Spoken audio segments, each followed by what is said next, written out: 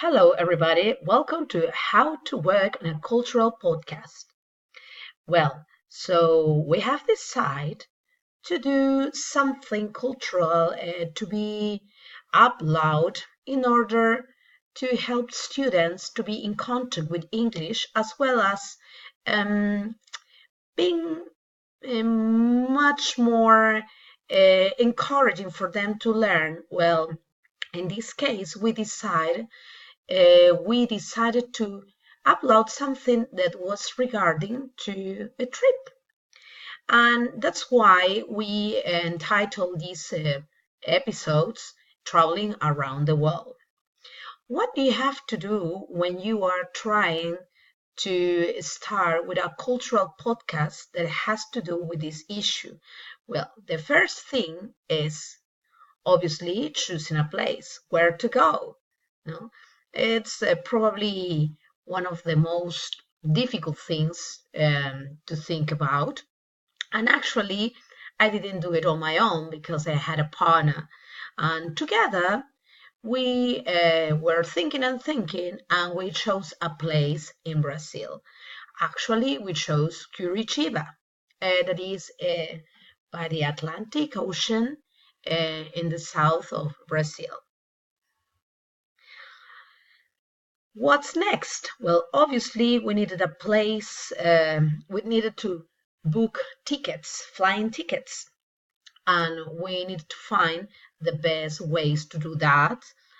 We tried with Viajes Falabella, Despegar.com, JetCalls, CheapAware, and finally we chose Atrapalo.com, and it's how we got our tickets to travel because actually the price was the least expensive, and it's precisely what we needed to do. Obviously, we needed a place to stay, and Booking.com was the best option in that particular.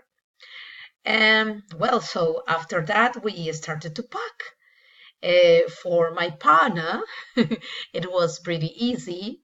For me, it was not that, so poor thing of him, he had to help me.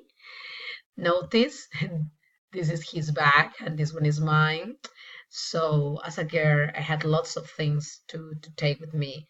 But it's very important to bear in mind that if I am going to Curitiba, and it's a place where we have, so basically sunny days and rainy days, I needed clothes for all the moments that I had to go through, which included even a short trip that we did to Camboriú, that is a place by the beach in the province of Santa Catarina, and it's very near to Paraná, where we stayed, and it was very entertaining.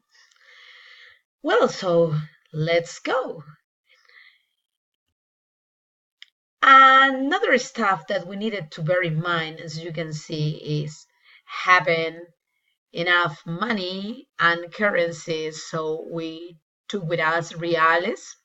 We were living from Peru, so we had to go to a bank and buy reais there, as well as dollars, just in case.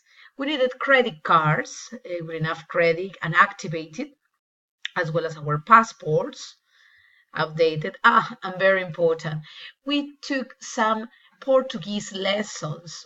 So I cannot say that my Portuguese is the best one in the world, but at least I learned to say what was enough to communicate and to travel along Brazil.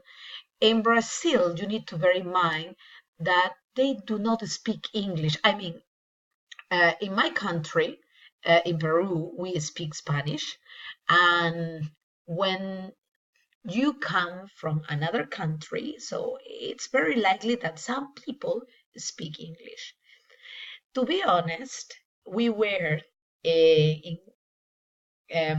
Camboriú and Curitiba for a week, and I only found two people who could speak English and like two other people who could speak Spanish. So If you didn't know Portuguese, you were completely lost.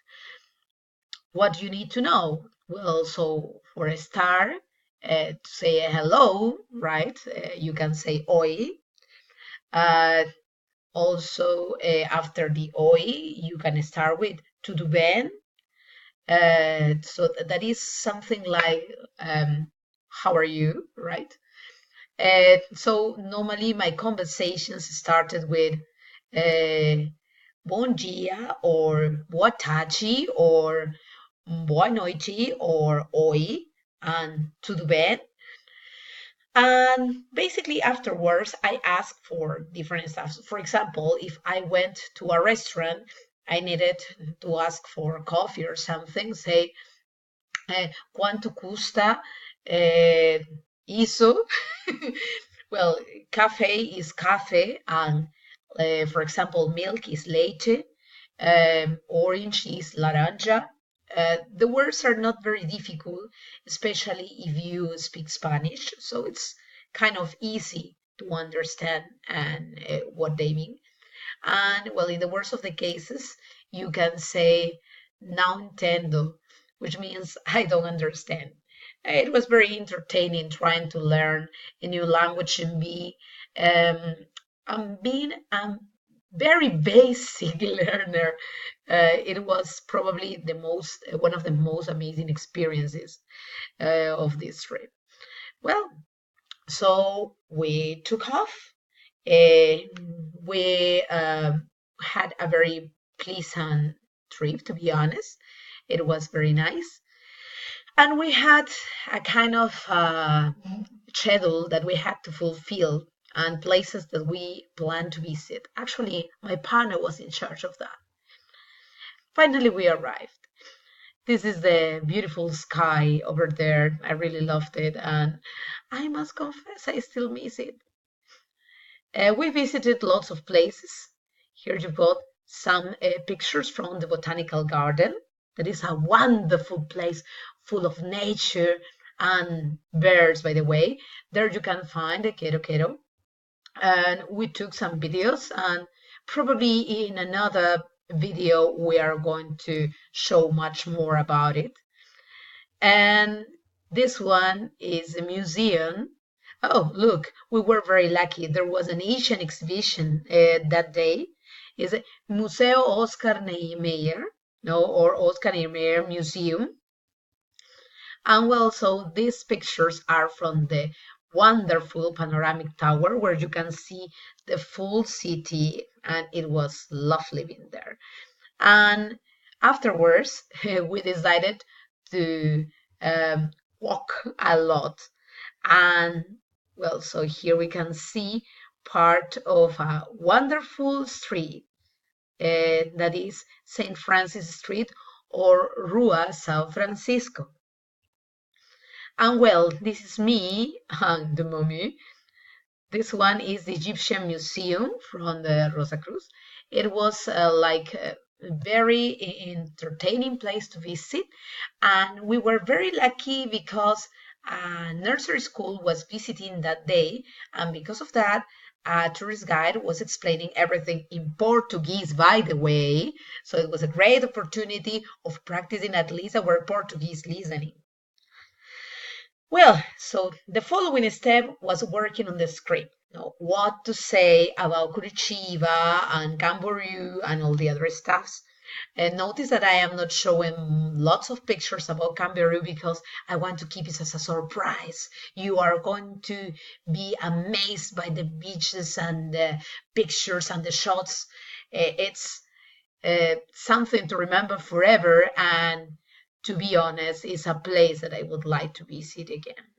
Well, this is the end of this video. Thank you very much. My name is Elizabeth Núñez del Prado, and well, so see you or listen to you on another day. I will be looking forward to your comments.